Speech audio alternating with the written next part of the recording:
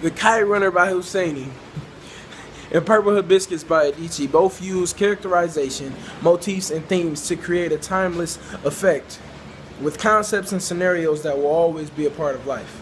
And The Kite Runner by Husseini use characterization, motifs, and themes. In life, you must acknowledge guilt rather than allowing it to become baggage and consume you.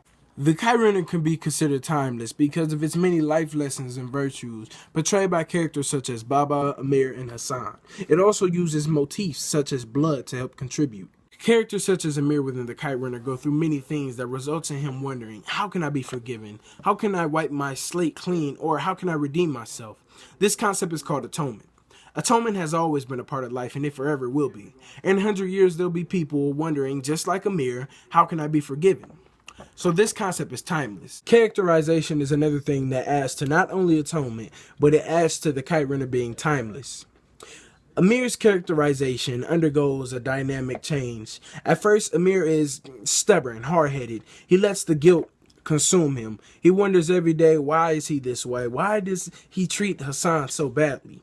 Over time, Amir evolves as a character, and he now realizes that he has to acknowledge what he has done, which is, in a sense, him reaching atonement.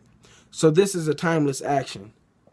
He evolves such as so many humans have done in the past and will do in the future. So this allows us to really relate to the Kite Runner, making it timeless. So the paper 2 question that we're going to answer is why might 3 of your part 2 works be considered timeless? I'm going to speak on the seventh man being timeless, and basically what makes the seventh man timeless is that it speaks about death, and death is going to always be around because we're human. No one stays alive forever.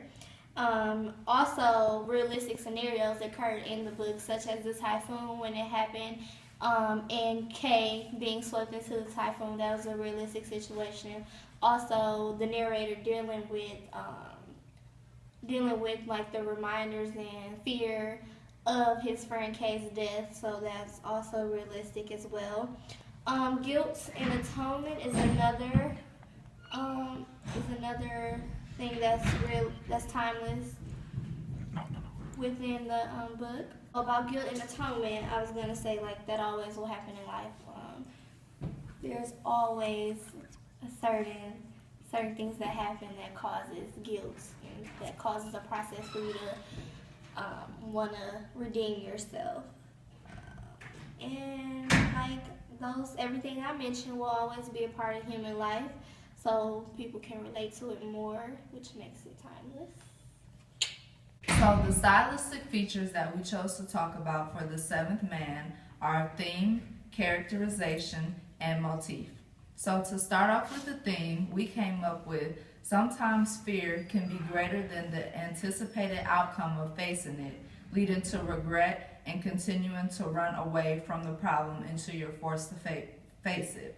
So that just goes with the seventh man because his fear of saving his friend Kay was greater than the fear of actually losing him. So the fear kind of took over his body and allowed him to leave Kay behind.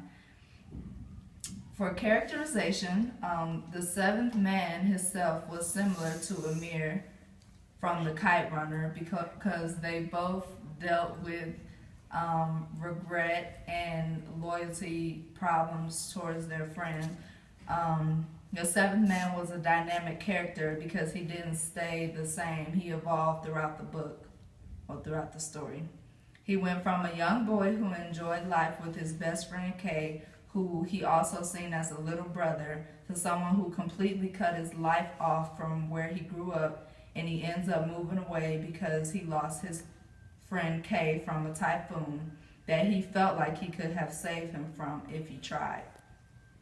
As time went on, he became more fearful of going back home and facing the beach where the typhoon happened because he had dreams very often of Kay and the typhoon. The only thing that finally brought him back after about 10 years to his hometown was the passing of his father. While he was there, he got a hold of some old things he left behind, including paintings that his friend Kay created. The paintings made the seventh man see Kay in a different way, a much deeper way, after he spent almost every day studying the paintings. The paintings somehow helped him face the place where the typhoon happened and get closure from losing a loved one.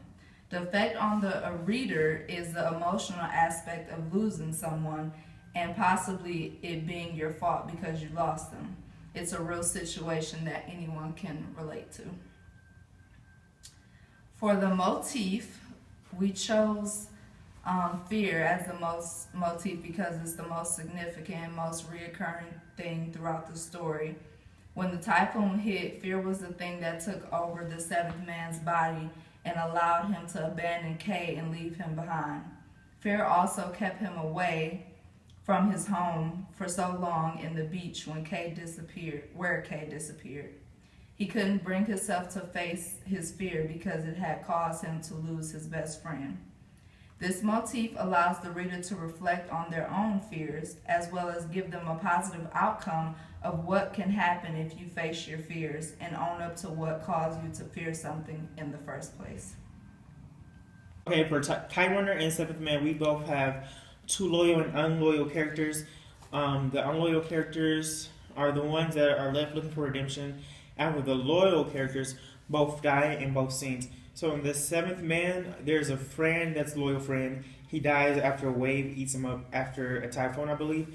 And then the Kite Runner, you have Hassan, who is raped and then later dies, leaving his son behind. So there are a few differences. In the Seventh Man, the main character could not get married due to the fact he was having nightmares at nighttime, and he didn't want to distract his wife during sleep and stuff like that. So Amir did get married, tried to move on with his life, but these things that of his friend dying kept eating away at him, looking for redemption and looking to make his life better and leave those thoughts behind. And then Seventh Man, he actually confronts his fears when he goes back to the beach where his friend actually died. And he moves on with his life after putting his head in the water where his friend died. And then Amir, when he's looking for redemption, he actually goes back to his hometown and saves Hassan's son from rape and sexual encounters that he goes through. And those are similarities and differences for Kite Runner and Seventh Man.